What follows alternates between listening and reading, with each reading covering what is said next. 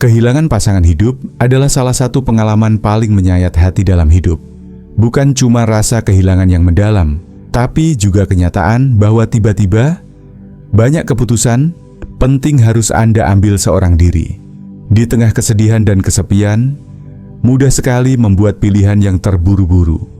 Seringkali karena tekanan dari sekitar atau sekadar ingin segera merasa baik-baik saja.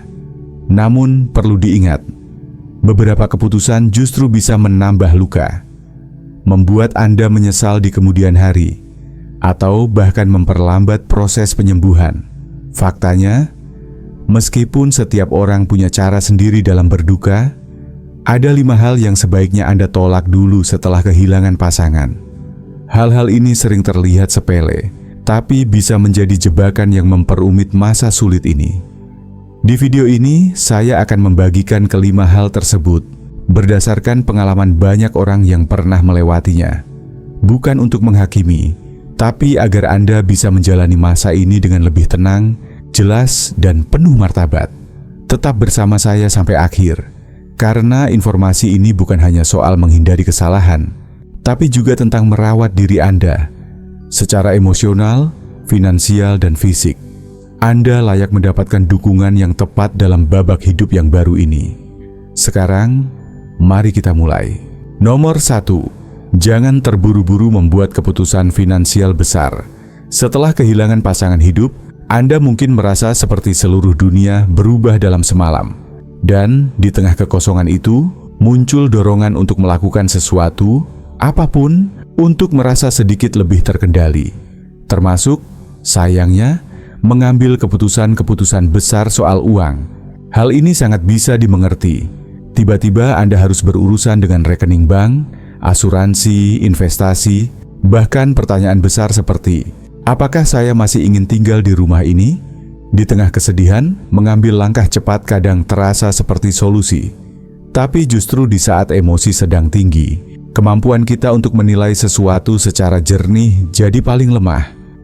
Banyak orang, termasuk mereka yang berniat baik, akan memberi saran, jual saja rumahnya, atau pindah ke tempat yang lebih kecil, atau investasikan uang itu supaya cepat berkembang. Dan ya, mungkin ada benarnya, tapi mungkin juga tidak sekarang. Mari kita lihat kisah Bu Maria, 74 tahun. Setelah suaminya wafat, teman-temannya menyarankan untuk memperkecil rumah, katanya supaya lebih praktis dan hemat. Dalam beberapa bulan, Maria menjual rumah yang sudah ia tinggali 40 tahun dan pindah ke apartemen kecil di kota lain. Tapi setelah debu kesedihan mulai mengendap, Maria merasa hampa. Ia merindukan halaman belakangnya, suara burung pagi yang familiar, tetangga yang tahu namanya sejak muda. Kalau bisa memutar waktu, katanya, ia akan menunggu. Dan bukan cuma soal rumah, banyak janda atau duda menjadi target empuk bagi orang-orang yang ingin mengambil keuntungan. Penawaran investasi emas, tawaran bisnis yang tak bisa gagal, atau bahkan tekanan halus dari teman yang butuh bantuan finansial.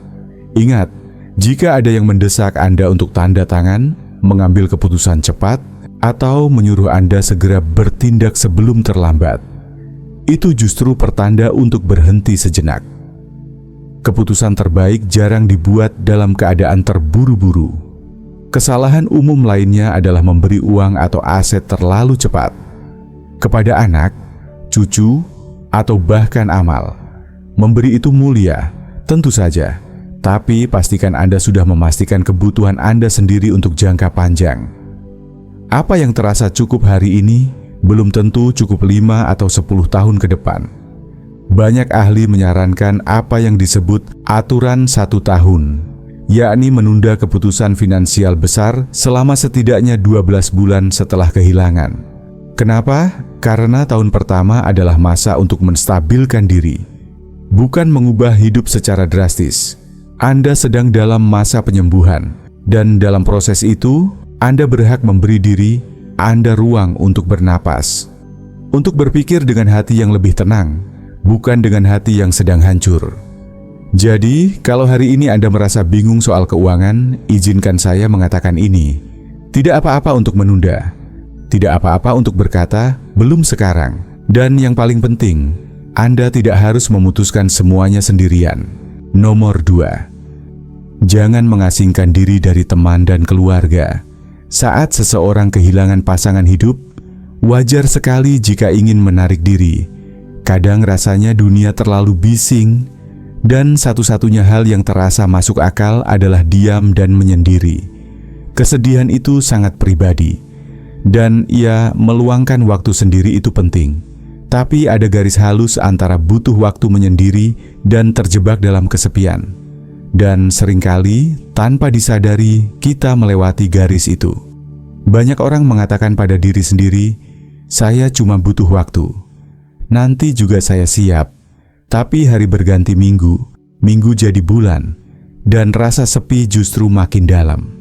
Mengasingkan diri bisa jadi pola yang sulit dipatahkan. Dan ketika sudah terlanjur terbiasa sendiri, untuk kembali terhubung terasa berat.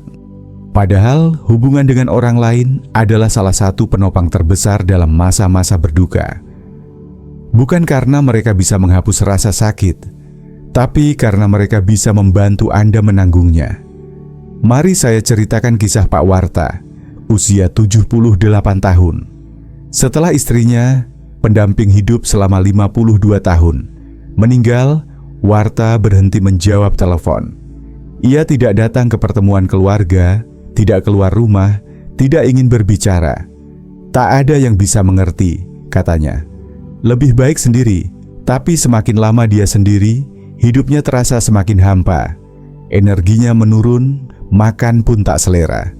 Sampai suatu hari, seorang tetangga mengajaknya minum kopi. Awalnya Warta enggan, tapi dia datang. Satu obrolan ringan berubah jadi rutinitas mingguan. Dan perlahan, sangat perlahan, langit yang kelabu mulai retak. Sedikit cahaya masuk, bukan karena rasa kehilangan itu hilang, tapi karena dia tidak lagi merasa menanggungnya sendirian. Anda tidak harus memaksakan diri menghadiri acara besar atau bercengkerama sepanjang hari.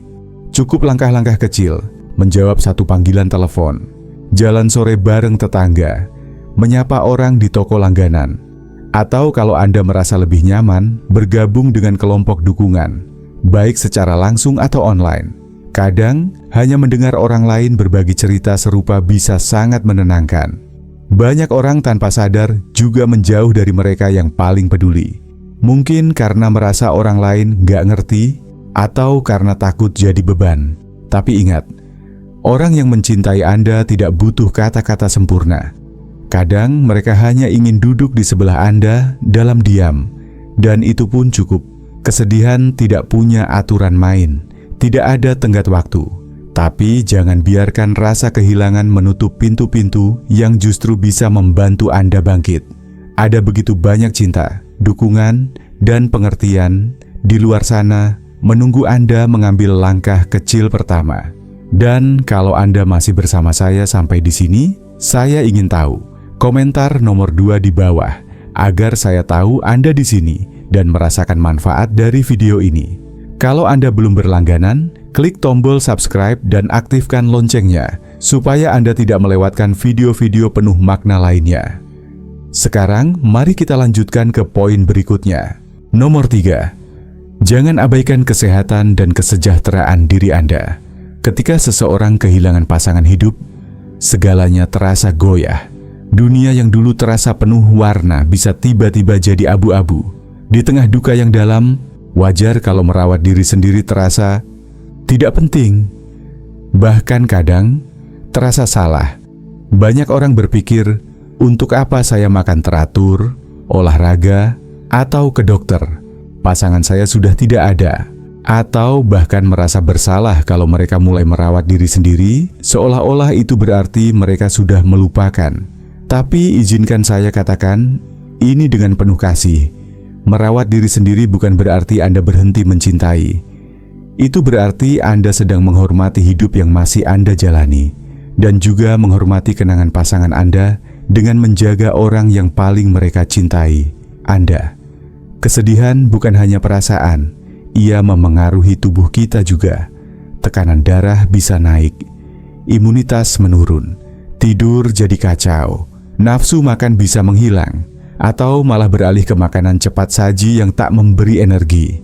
Semua ini perlahan mengikis kekuatan kita, fisik maupun emosional. Coba dengar kisah Pak Jamal, usia 81. Setelah istrinya berpulang, Jamal berhenti masak. Dia bilang dia tidak lapar. Ketika makan pun hanya yang praktis, biskuit, mie instan, makanan kaleng. Lama-kelamaan, dia mulai merasa lemah, murung, dan kesulitan tidur. Putrinya melihat perubahan ini dan mulai membantunya menyiapkan makanan sederhana tapi bergizi. Tidak lama kemudian, energinya pulih, pikirannya lebih jernih, dan meskipun kesedihan itu masih ada, dia merasa lebih kuat menjalaninya. Kesehatan bukan hanya soal makanan, bergerak juga penting. Banyak orang berhenti berjalan pagi atau senam ringan karena tidak lagi punya teman melakukannya. Tapi tahu tidak, jalan kaki 10-15 menit di pagi hari bisa jadi salah satu bentuk terapi alami terbaik. Udara segar, sinar matahari, dan langkah demi langkah bisa jadi cara kecil untuk mengatakan pada diri sendiri, "Saya masih di sini. Saya masih bernapas. Saya masih penting." Jangan lupakan pemeriksaan ke dokter juga. Banyak janda dan duda menunda kunjungan medis karena merasa terlalu letih untuk memikirkannya. Tapi justru di saat seperti inilah tubuh Anda butuh perhatian lebih. Buatlah janji, periksa tekanan darah Anda, perbarui resep obat. Kesehatan Anda adalah fondasi untuk segala hal lain. Dan mari kita bicara sedikit soal kesehatan mental. Kesedihan bisa berubah menjadi depresi, bisa muncul rasa hampa, kecemasan, bahkan keinginan untuk menyerah. Tapi Anda tidak harus memikul ini sendirian. Berbicara dengan konselor, mengikuti kelompok dukungan, atau bahkan hanya bercerita pada teman bisa membawa kelegaan luar biasa. Membuka diri bukan tanda kelemahan. Itu adalah langkah pertama menuju penyembuhan. Ingat, pasangan Anda pasti ingin Anda baik-baik saja. Mereka ingin Anda tetap hidup, bukan hanya secara fisik, tapi juga secara batin. Menjaga kesehatan Anda bukan tentang melanjutkan hidup dalam arti meninggalkan, tapi tentang membawa cinta itu bersama Anda sambil perlahan membangun hidup yang baru. Satu hari, satu langkah, satu napas dalam satu waktu. Nomor 4. Terburu-buru menjalin hubungan baru. Kehilangan pasangan hidup bukan hanya kehilangan seseorang yang kita cintai. Itu kehilangan sahabat, rutinitas, kehangatan, dan rasa aman. Jadi, ketika tiba-tiba ada kekosongan besar dalam hidup, sangat wajar kalau hati kita ingin mencari sesuatu atau seseorang untuk mengisi celah itu. Dan tidak ada yang salah dengan ingin merasa dekat, dihargai, atau didengar lagi. Tetapi salah satu kesalahan paling umum yang dilakukan banyak janda dan duda adalah terlalu cepat terjun ke hubungan baru sebelum benar-benar siap. Kenapa ini terjadi? Karena kesepian itu nyata. Karena bangun sendirian di pagi hari, makan malam tanpa seseorang di seberang meja, atau pulang ke rumah yang hening. Rasanya berat. Kadang, kita hanya ingin ada seseorang, siapa saja, yang bisa membuat semua ini terasa lebih ringan. Tapi sayangnya, jika hubungan dibangun dari rasa kehilangan dan bukan kesiapan, seringkali hasilnya tidak seperti yang diharapkan. Mari kita lihat kisah Budiana, usia 72 tahun. Beberapa bulan setelah suaminya meninggal, dia bertemu seseorang lewat kenalan. Awalnya rasanya nyaman, ada teman ngobrol, makan bersama, bahkan tertawa lagi. Tapi seiring waktu, dia mulai sadar hatinya belum benar-benar pulih. Hubungan itu melaju terlalu cepat, dan dia merasa seperti kehilangan dirinya sendiri. Akhirnya, Diana mundur. Bukan karena dia tidak layak untuk dicintai lagi, tapi karena dia sadar dia perlu waktu untuk mencintai dirinya dulu dan merangkul keheningan sebelum membangun sesuatu yang baru. Hubungan yang sehat lahir dari hati yang utuh. Dan hati yang masih terluka butuh waktu. Ketika kita belum selesai berduka, kita mudah membandingkan, mudah merasa bersalah, atau bahkan berharap pasangan baru bisa menggantikan cinta lama kita. Tapi tidak ada yang bisa menggantikan itu, dan tidak seharusnya. Dan ini juga penting untuk disadari. Sayangnya, ada orang di luar sana yang bisa mengambil keuntungan dari kerentanan Anda. Penipu, manipulatif, atau bahkan orang yang terlihat baik, tapi hanya tertarik pada kebutuhan emosional Anda, bukan Anda sebagai pribadi. Kalau seseorang datang terlalu cepat dengan janji manis, menekan Anda untuk cepat berkomitmen, meminta uang, atau menjauhkan Anda dari keluarga, itu tanda bahaya. Dengarkan intuisi Anda. Apakah artinya Anda tidak boleh mencintai lagi? Tentu tidak. Banyak orang menemukan cinta yang indah di masa senja. Tapi cinta yang tumbuh dari tempat yang sehat, bukan dari luka yang belum sembuh, jauh lebih mungkin membawa kedamaian dan kebahagiaan sejati. Jika Anda merasa ingin membuka hati lagi, lakukan dengan langkah kecil. Perlahan, tanpa tekanan. Kenali diri Anda dulu. Siapa Anda sekarang? Setelah kehilangan itu, apa yang Anda cari? Bicara dengan orang yang Anda percaya. Dengarkan hati Anda, bukan suara dari luar yang bilang Anda harus cepat move on atau harus tetap sendiri. Kesedihan tidak punya tenggat waktu, tidak ada jadwal normal untuk sembuh. Yang penting adalah Anda memprioritaskan kesejahteraan dan kedamaian batin Anda sendiri terlebih dahulu. Karena dari situlah, jika dan ketika waktunya tepat, cinta yang baru bisa tumbuh, bukan sebagai pengganti, tapi sebagai bab baru yang ditulis dengan hati yang utuh. Nomor 5. Berpegang teguh pada setiap harta tanpa melepaskannya. Salah satu tantangan paling berat setelah kehilangan pasangan hidup adalah ini. Apa yang harus dilakukan dengan semua barang peninggalannya? Setiap benda, sepatu di dekat pintu, baju di lemari, secangkir favorit di rak, terasa seperti potongan kenangan yang tak ternilai. Melepaskannya, rasanya seperti kehilangan mereka untuk kedua kalinya. Jadi, banyak orang memilih untuk membiarkan semuanya tetap seperti semula. Seolah-olah waktu berhenti. Dan itu bukan kesalahan. Itu wajar, itu manusiawi. Tapi jika kita menyimpan semuanya tanpa batas waktu, tanpa ruang untuk bernapas, lama-lama rumah yang dulu penuh kehangatan bisa berubah menjadi museum kenangan, dan kita terjebak di dalamnya. Mari kita bicara tentang Pak Hardi, 76 tahun. Setelah istrinya pergi, dia tak menyentuh satupun barang milik almarhumah.